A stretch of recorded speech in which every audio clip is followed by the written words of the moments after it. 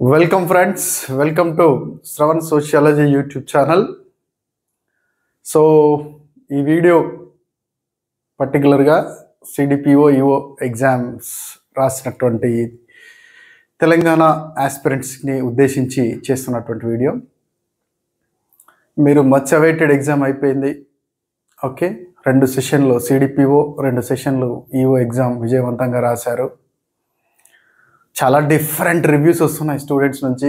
ఒక అనాలిసిస్కి చేద్దామంటే paper easy ఉందా, హార్డ్ ఉందా, మార్కులు ఎంత ఉండొచ్చు, కట్ ఆఫ్ ఎంత ఉండొచ్చు. కొన్ని క్వశ్చన్లు ఏమో డైరెక్ట్గా అడిగాడు, ఎన్సీడబ్ల్యూ ఎప్పుడు స్టార్ట్ అయిందని, ఆర్ఎంకే గురించి కానీ ఇట్లాంటి క్వశ్చన్లు డైరెక్ట్గా అడిగాడు.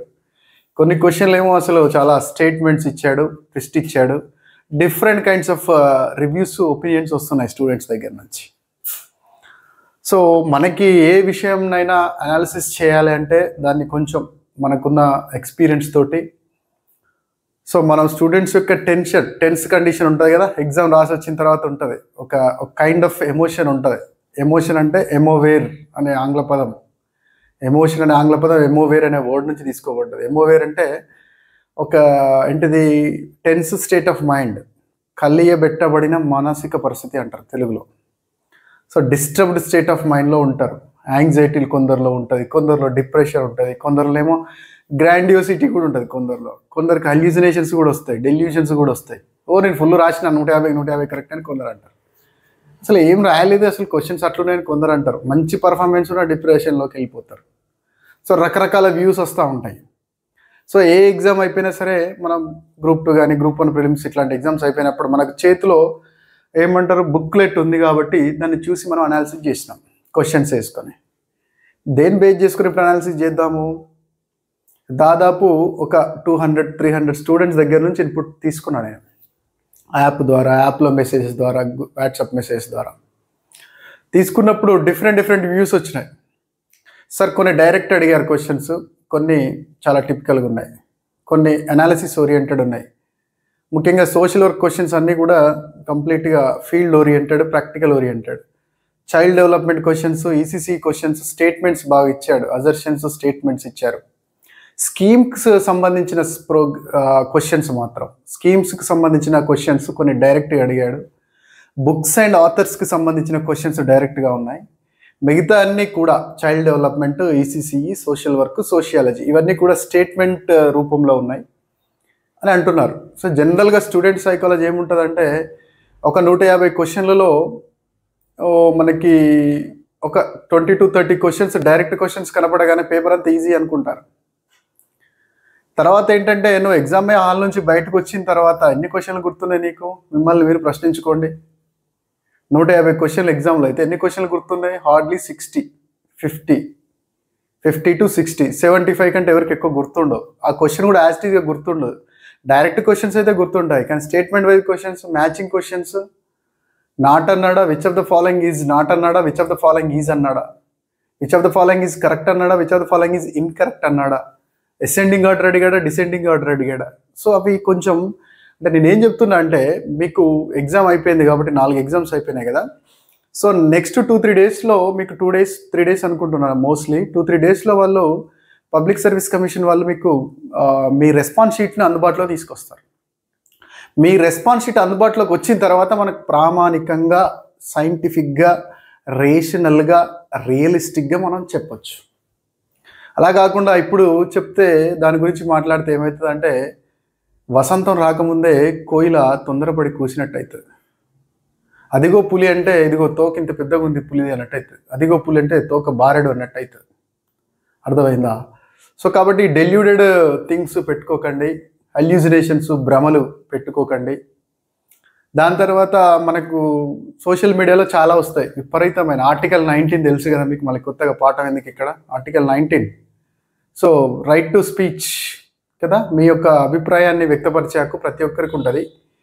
కానీ చట్టానికి వ్యతిరేకంగా, నిబంధనలకు వ్యతిరేకంగా,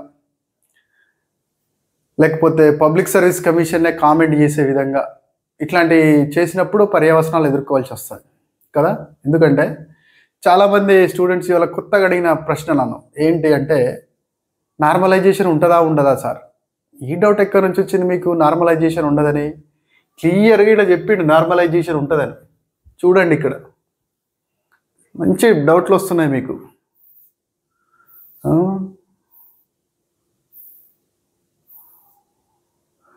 ఇక్కడ ఏమన్నాడు, the Telangana public service commission has been using computer based recruitment test for various recruitments from 2017 onwards. The CBRT involves the normalization of the scores of the candidates for the examination which are conducted in multi-sessions. Irrespective of similarity, irrespective of difficulty. ఒక paper tough వచ్చి ఒక paper easy వస్తే normalisation ఉంటుంది, లేకపోతే ఉండదు అనేది పచ్చి అబద్ధం. పబ్లిక్ సర్వీస్ కమిషన్ రూల్స్కి వ్యతిరేకంగా మాట్లాడినట్టే, తప్పుదో పట్టించినట్టే. ఇక్కడ క్లియర్గా పబ్లిక్ సర్వీస్ కమిషన్ వాళ్ళు ట్రాన్స్పరెంట్గా క్లియర్గా ఓపెన్గా పబ్లిక్ డొమైన్లో పెట్టింది. చూడండి, Telangana public service commission schedule for return examination so and so ఏ రోజు ఇచ్చారు, ఈ నోటిఫికేషన్ పాత నోటిఫికేషన్కి సంబంధించి మనకి అటెండం ఇచ్చారు. సో ఈ అటెండంలో క్లియర్గా ఏమని ఇచ్చారు, ఎగ్జామ్ ఎట్లయితుంది, సెషన్స్ ఎన్ని సెషన్స్ ఉంటాయి, 2 సెషన్స్ అవుతాయి కాబట్టి ఇక్కడ ఏమంటున్నాడు, ఇక్కడ క్లియర్గా చెప్పాడు మల్టీ సెషన్స్లో ఎగ్జామ్ జరిగినప్పుడు which are conducted in multi-session, scores will be normalized. ఇంకేమన్నారు, further the process of normalization is adopted by major leading organizations at national and state level. National testing agency కావచ్చు, UGC net exams కావచ్చు, JEE exams కావచ్చు, IIT ఎగ్జామ్స్లో కూడా వాడుతున్నారు, IIT entrance ఎగ్జామ్స్లో కూడా, cat ఎగ్జామ్లో కావచ్చు, ప్రెస్టీజియస్ ఇన్స్టిట్యూషన్స్ అవి వాడుతున్నాయి, ప్రపంచవ్యాప్తంగా వాడుతున్నారు నార్మలైజేషన్ ప్రిన్సిపల్, ఒక స్టాటిస్టికల్ టూల్ అది. So the conduct of recruitment examinations and entrance examination is also adopted by the commission. అంటే ఏం చెప్తున్నారు, కమిషన్ వాళ్ళు ఏం చెప్పారు మనకి క్లియర్గా, ఈ నార్మలైజేషన్ విధానాన్ని భారతదేశంలో ప్రఖ్యాత సంస్థలన్నీ వినియోగిస్తున్నాయి, ఎన్ఐటీలతో సహా. సో దాన్నే మేము ఇక్కడ మీకు అప్లై చేస్తున్నామని ముందస్తు సమాచారం ఇచ్చేసారు ఆల్రెడీ. మళ్ళీ ఎందుకు వస్తుంది మీకు డౌట్, నార్మలైజేషన్ ఉంటుందా ఉండదా అని? 2 సార్లు ఎగ్జామ్ జరిగినప్పుడు ఖచ్చితంగా నార్మలైజేషన్ ఉంటుంది. అంత రిటార్డెడ్ థింకింగ్ ఎందుకు చెప్పండి? దిస్ ఈజ్ కాల్డ్, అంటే ఒక పక్కన మనకు క్లియర్గా నోటిఫికేషన్లో కనబడుతుంది, మళ్ళీ దాన్ని కాంట్రడిక్ట్ చేస్తూ మనం ఆలోచనలు చేస్తున్నాం అంటే అది మెంటల్ రిటార్డేషన్ కిందకి వస్తుంది. I'm very sorry to say, intellectual disability అంటారు. ఓకే, సో వాట్ ఎవర్, ఇక్కడ మీరు గుర్తుపెట్టుకోండి క్లియర్గా నార్మలైజేషన్ ఉంది. క్లియర్గా పబ్లిక్ సర్వీస్ కమిషన్ వాళ్ళు డైరెక్ట్ చెప్పారు, క్లియర్గా పెట్టారు, ముద్దుగా పెట్టారు, ఇక్కడ చూసుకోవచ్చు మీరందరూ. తర్వాత నార్మలైజేషన్ ఎలా చేస్తాము, నార్మలైజేషన్ ఎలా చేస్తారో కూడా ప్రిన్సిపల్ ఇచ్చారు. అర్థమైందా? సో చాలామంది ఇలా అడిగిన స్టూడెంట్స్ ఏమన్నారంటే, సార్ ఇది ఎగ్జామ్స్ 2 సేమ్ ఉన్నాయి, డిఫికల్టీ లేవు కదా, సెషన్ 1 సెషన్ 2 ఆల్మోస్ట్ సేమ్ ఉన్నాయి కాబట్టి నార్మలైజేషన్ ఉంటుందా ఉండదా అంటున్నారు. సో ఇక్కడ ఏమిచ్చారు చూడండి, The CBRT involves the normalization of scores of candidates for the examinations which are conducted in multi-sessions. ఒకటి కంటే ఎక్కువ సెషన్లో ఎగ్జామ్స్ కండక్ట్ చేసినటువంటి సందర్భంలో నార్మలైజేషన్ని పాటిస్తాము అన్నాడు. కానీ సేమ్ ఉంటే మేము చేయము, డిఫికల్టీ ఉంటే చేస్తాము, లేదా ఒక పేపర్ టఫ్ ఉంటే ఒక పేపర్ ఈజీ ఉంటే మాత్రమే చేస్తామని ఎక్కడైనా అన్నారా? అయినా పేపర్ ఈజీ వచ్చింది, హార్డ్ వచ్చింది, లేదా టఫ్ వచ్చిందని చెప్పడానికి మీ దగ్గర ఆధారం ఏంటి? అసలు 20-30 క్వశ్చన్లు కూడా తెలివాయి, 40 క్వశ్చన్లు తెలుసు కావచ్చు, హార్డ్లీ 50 క్వశ్చన్లు తెలుసు కావచ్చు.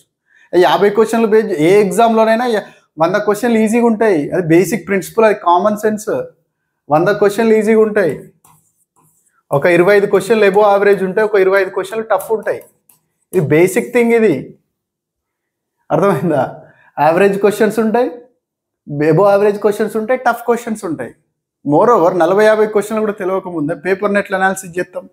తెల్లారు లేస్తే 100 మెసేజ్ పేపర్ అనాలిసిస్ ఏది పేపర్ ఇవ్వండి అనాలిసిస్ చేస్తా. పలానా ఈయన క్వశ్చన్ చెప్పిండు, వాళ్ళు చెప్పిన క్వశ్చన్ కరెక్టో కాదో నాకు తెలియదు కదా. ఫర్ ఎగ్జాంపుల్ ఒక NCW నుంచి క్వశ్చన్ వచ్చింది అన్నారు, అది కరెక్టా కాదా, అడిగిన విధానం ఏంటి?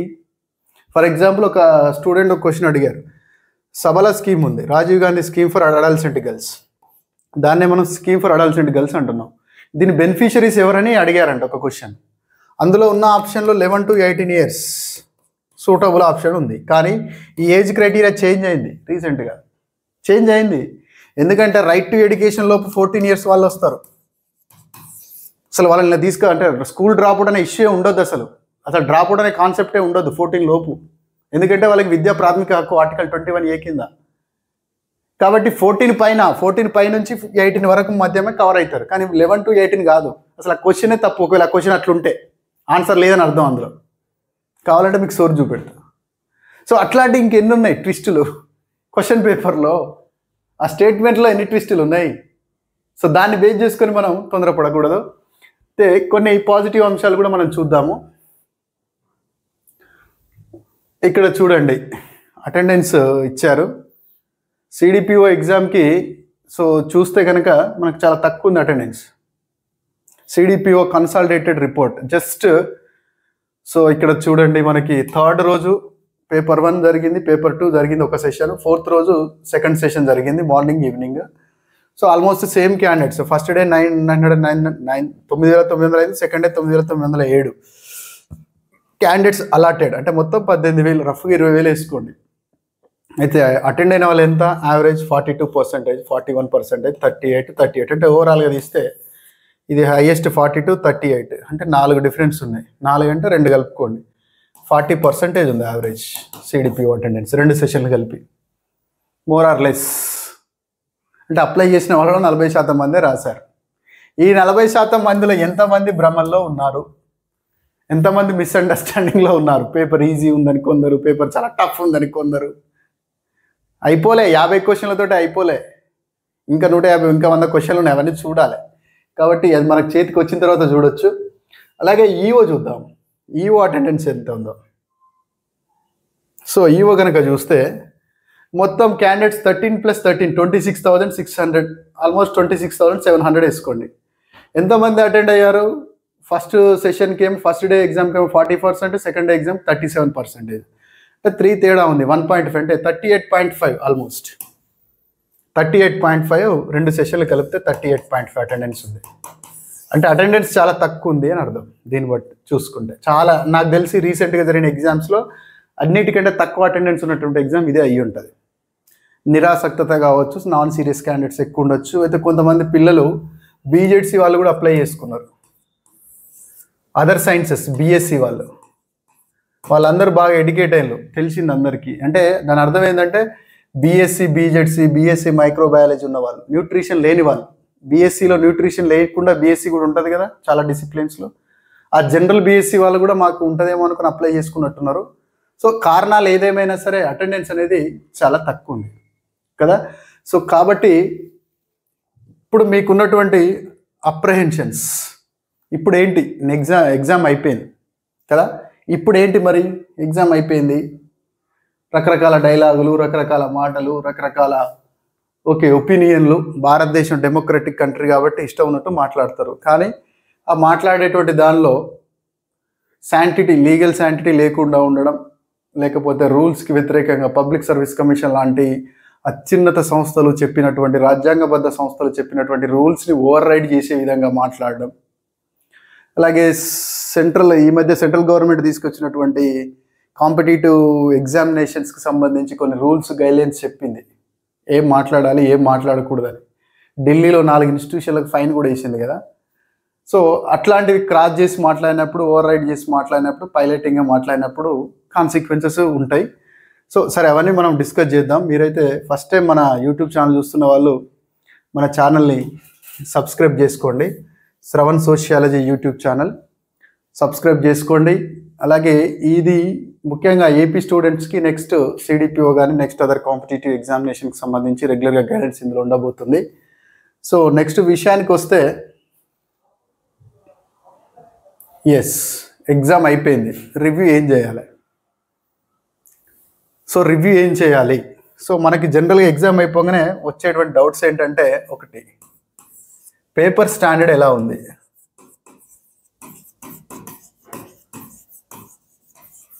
ఒక క్వశ్చన్. అంటే ఈజీగా ఉందా, మోడరేట్గా ఉందా, టఫ్గా ఉందా, ఇది ఒక క్వశ్చన్. రెండో క్వశ్చన్, మ్యాక్సిమం జాబ్ స్కోర్ ఎంత, జాబ్ స్కోర్ ఎంత ఉండొచ్చు, ఎంత స్కోర్ చేస్తే మనకి రావచ్చు. మూడోది నార్మలైజేషన్ ఇష్యూ, ఇంతకుముందాక మనం మాట్లాడింది.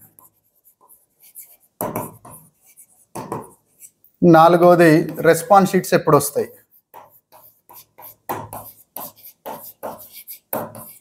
తర్వాత ఐదోది కీ ఎప్పుడు వస్తుంది. ఇవి ఇప్పుడు మీ ముందున్నటువంటి కర్తవ్యాలు, ఇవి మనం చూసుకోవాల్సినవి. ఫస్ట్ థింగ్ ఏంటి, పేపర్ స్టాండర్డ్ ఎలా ఉంది. పేపర్ స్టాండర్డ్ చెప్పాలంటే ఎక్స్పర్ట్స్ చేతికి క్వశ్చన్ పేపర్ వచ్చి ఉండాలి. క్వశ్చన్ పేపర్ రాలేదు, no question paper available so far. రెండోది, స్టూడెంట్స్ అయినా కనీసం 150 క్వశ్చన్స్కి 120, 130 క్వశ్చన్స్ వచ్చినట్టు చెప్పగలిగి ఉండాలి. ఏ స్టూడెంట్ కూడా ఇప్పటి వరకు అన్ని క్వశ్చన్లు చెప్పలేకపోతున్నారు. జస్ట్ 30 to 50 క్వశ్చన్స్ మాత్రమే చెప్పగలుగుతున్నారు. NCW ఎప్పుడు వచ్చిందంటే ఆ క్వశ్చన్ నీకు ఆన్సర్ వస్తుంది కాబట్టి నీకు గుర్తుంటుంది బాగా. నీకు ఆన్సర్ రాని క్వశ్చన్ గుర్తుంటుందా? ఉండదు. రేపు పొద్దున రెస్పాన్స్ షీట్ వచ్చిన తర్వాత బోర్డు మీద చూపెట్టి అసలు ఈ క్వశ్చన్ వచ్చిందా అని, దీనికి ఆన్సర్ చేసింది అని కూడా అనుకుంటారు. అంత తొందరగా గుర్తుండవు క్వశ్చన్స్. 150 క్వశ్చన్ మన కంప్యూటర్ కాదు, ఆర్టిఫిషియల్ ఇంటెలిజెన్స్ కాదు. సో కాబట్టి నంబర్ ఆఫ్ క్వశ్చన్స్ మనకు అందుబాటులో లేవు, క్వశ్చన్ పేపర్ మన చేతిలో లేదు. కాబట్టి పేపర్ స్టాండర్డ్ ఎలా ఉందో మనం ఇప్పుడు చెప్పడం, దట్ ఈస్ ఇడియాటిక్ కంక్లూజన్. అవుతుంది, మూర్ఖత్వంతో కూడుకున్నటువంటి కంక్లూజన్ అవుతుంది. సో మనకి ఎప్పుడైతే ఆ యొక్క రెస్పాన్స్ షీట్ వస్తుందో మన చేతికి రెస్పాన్స్ షీట్ వచ్చినప్పుడు దాన్ని ఓపెన్ చేసి చూసినప్పుడు డైరెక్ట్ క్వశ్చన్స్ ఎన్ని ఉన్నాయి, అనాలిసిస్ క్వశ్చన్స్ ఎన్ని ఉన్నాయి, మ్యాచింగ్ క్వశ్చన్స్ ఎన్ని ఉన్నాయి, లేకపోతే in depth research oriented questions. పోయినసారి రీసెర్చ్ ఓరియంటెడ్ క్వశ్చన్స్ అడిగాడు. ఏమైనా రీసెర్చ్ ఓరియంటెడ్ క్వశ్చన్స్ ఉన్నాయా, కొన్ని ప్రాక్టికల్ క్వశ్చన్స్ ఉన్నాయా. ఈసీసీలో టాయిలెట్స్ మీద కూడా కొన్ని క్వశ్చన్స్ అడిగాడంట, అది వెరీ ప్రాక్టికల్ క్వశ్చన్. సోషల్ వర్క్లో కొన్ని ఫీల్డ్ ఓరియంటెడ్ క్వశ్చన్స్ అడిగాడంట, డైరెక్ట్ క్వశ్చన్స్ కాకుండా. ఇంటర్వెన్షన్స్ ఎట్లా చేయాలి, రియల్ టైం సిచ్యువేషన్ ఇచ్చి క్వశ్చన్స్ అడిగాడంట. అండ్ అజర్షన్ స్టేట్మెంట్స్ ఉంటాయి, అవి కూడా చూడాలి. కాబట్టి సో ఈ ఫస్ట్ ఆప్షన్కి నేను చెప్పేది ఏంటంటే, పేపర్ స్టాండర్డ్ని కొంతమంది స్టూడెంట్స్ నాకు వచ్చి ఇది నేను పట్టించుకోవట్లేదు, అసలు పరిగణలోకి తీసుకోవట్లేదు. కానీ వచ్చిన రెస్పాన్స్ ఏంటో నేను చెప్తా. 140+ కూడా కరెక్ట్ అవుతాయి అని విశ్వాసంతో చెప్పిన వాళ్ళు ఉన్నారు. సార్ అన్నీ చాలా టఫ్గా ఉన్నాయి, మ్యాక్సిమం ఒక 80 నుంచి 100 వరకు మాత్రమే పెట్టగలిగినాం అన్న స్టూడెంట్స్ ఉన్నారు. 120 వరకు ఈజీగా పెట్టగలిగిన మిక్స్డ్ ఒపీనియన్స్ ఉన్నాయి. 140ది నమ్ముదామా, 120ది నమ్ముదామా, 100ది నమ్ముదామా, ఏది నమ్మడానికి లేదు. ఎందుకంటే నేను స్టూడెంట్ ఎగ్జామ్ రాసి వచ్చినప్పుడు సబ్జెక్టివిటీ ఉంటుంది. వాళ్ళు పెట్టినే కరెక్ట్ అనుకుంటారు. క్రాస్ వెరిఫికేషన్ జరిగిందా, కీ వచ్చిందా, అసలు క్వశ్చన్స్ ఉన్నాయా నీ దగ్గర నువ్వు పెట్టిన ఆన్సర్స్కి. కాబట్టి ఈ ఫస్ట్ దానికి పేపర్ స్టాండర్డ్, తర్వాత కట్ ఆఫ్ ఎంత ఉంటుంది, స్కోర్ ఎంత ఉంటుంది, ఇట్లాంటి విషయాలన్నీ కూడా ఇప్పుడు మాట్లాడడం వృధా ప్రయాస. కాకపోతే డైరెక్ట్ క్వశ్చన్స్ ఉన్నాయి, మ్యాచింగ్ క్వశ్చన్స్ ఉన్నాయి, స్టేట్మెంట్ క్వశ్చన్స్ ఉన్నాయి, అనాలిసిస్ క్వశ్చన్స్ ఉన్నాయి, ఫ్యాక్ట్ ఓరియంటెడ్ క్వశ్చన్స్ ఉన్నాయి. ఈ direct questions mostly books and authors, అలాగే వెల్ఫేర్ స్కీమ్స్, పాలసీస్ అండ్ యాక్ట్స్కి సంబంధించి డైరెక్ట్ క్వశ్చన్స్ ఉన్నాయి. చైల్డ్ డెవలప్మెంట్ కానీ, ఈసీసీ కానీ, సోషల్ వర్క్ కానీ, సోషియాలజీ, ఇవన్నీ కూడా ఆల్మోస్ట్ కాన్సెప్ట్ ఓరియంటెడ్ ఉన్నాయి. కొద్ది వరకు న్యూట్రిషన్ క్వశ్చన్లు కూడా కొన్ని డైరెక్ట్ పడ్డాయి, కొన్ని కాన్సెప్ట్ పడ్డాయి. It is the based on the opinion of the students యొక్క ఒపీనియన్ ఆధారంగా నేను చెప్తున్నా. కాబట్టి ఫస్ట్ థింగ్ మనం పేపర్ ఎట్లుంది, పేపర్ స్టాండర్డ్ అనేది ఇప్పుడు మనం చెప్పలేము, గుర్తుపెట్టుకోండి. ఎప్పుడైతే పేపర్ స్టాండర్డ్ చెప్పలేమో అప్పుడే కట్ ఆఫ్ ఎంత ఉంటుందో కూడా చెప్పలేము.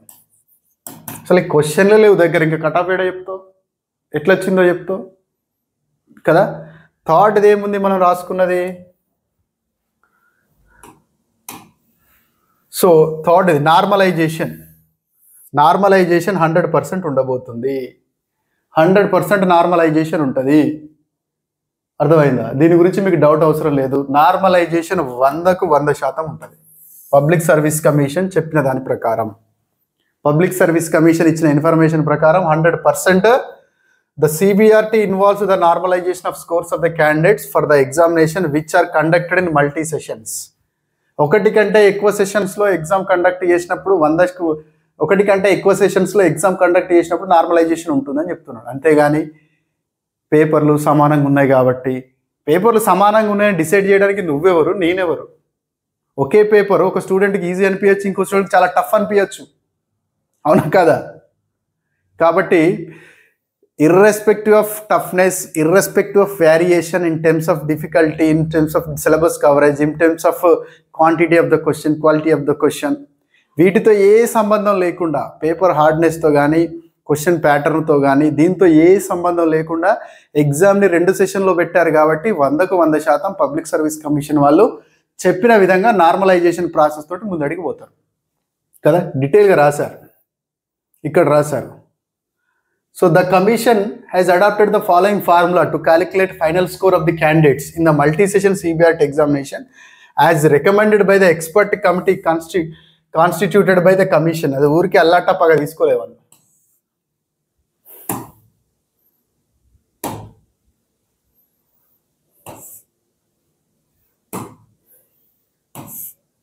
Come on.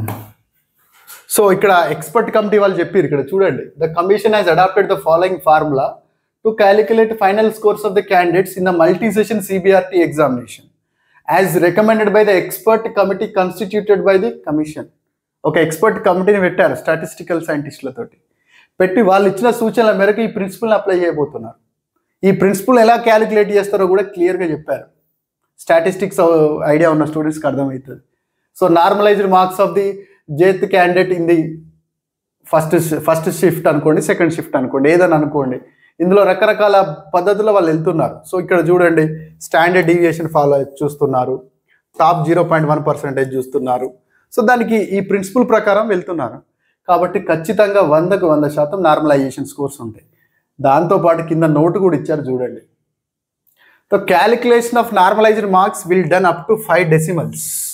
0.1, 2, 3, 4, 5 ఇక్కడ వరకు కన్సిడర్ చేస్తారు మార్కులు, 5 డెసిమల్స్ వరకు. తర్వాత normalized marks of the candidates may vary, ఇక్కడ చూడండి, from original absolute marks obtained,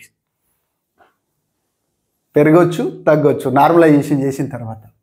so normalized marks of the candidate only, normalized మార్కులు మీకు స్కోరింగ్ మార్కులు కాదు, ఇక్కడ నార్మలైజేషన్ ప్రిన్సిపల్ అప్లై చేసిన తర్వాత మీకు వచ్చిన మార్కులు మాత్రమే only shall be taken for general ranking list preparation. నీకు ఫస్ట్ పేపర్ ఒక ఫస్ట్ ఎగ్జామ్ రాసిన 150 వచ్చినాయి, అది కాదు ఫైనల్ స్కోరు.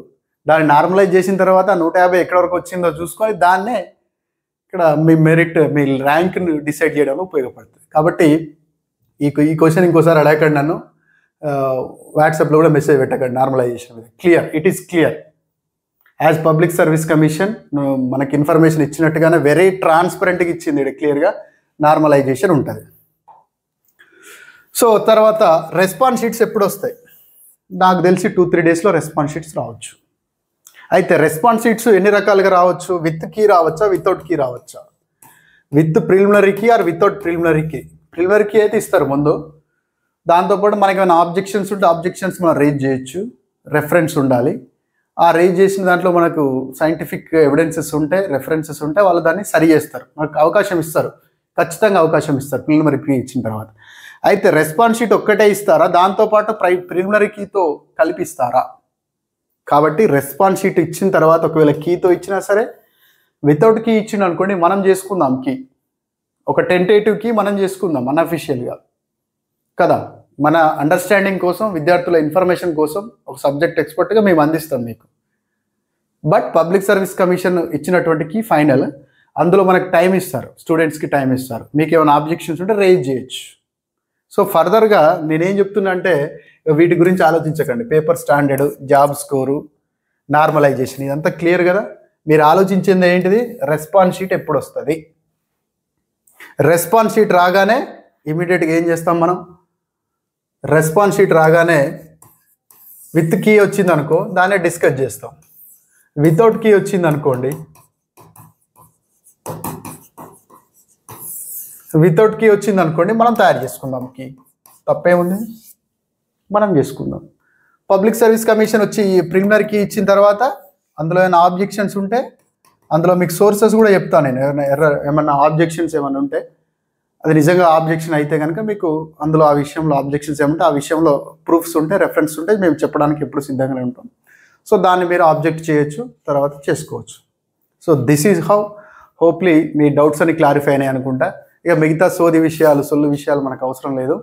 ఎక్కడి నుంచి వచ్చినాయి, ఏ బుక్ నుంచి వచ్చినాయి అవన్నీ ఇంకా ముందుంది. అంటే in front of crocodile festival అంటారు కదా, ముందుంది ముసళ్ళ పండుగ. సో కాబట్టి మనం వసంతం వచ్చినప్పుడే మనం పాటలు పాడదాం కోయిల్లాగా టైంకి. వసంతం రాకముందే కోయిల్లాగా కోయిల కూస్తే అందరూ రాళ్ళు ఉచ్చుకొని కొడతారు కోయిలని, ఇప్పుడెందుకు కూస్తుంది కోయిలని. కాబట్టి లెట్ అస్ వెయిట్ ఫర్ ఏంటి response sheet. Thank you and all.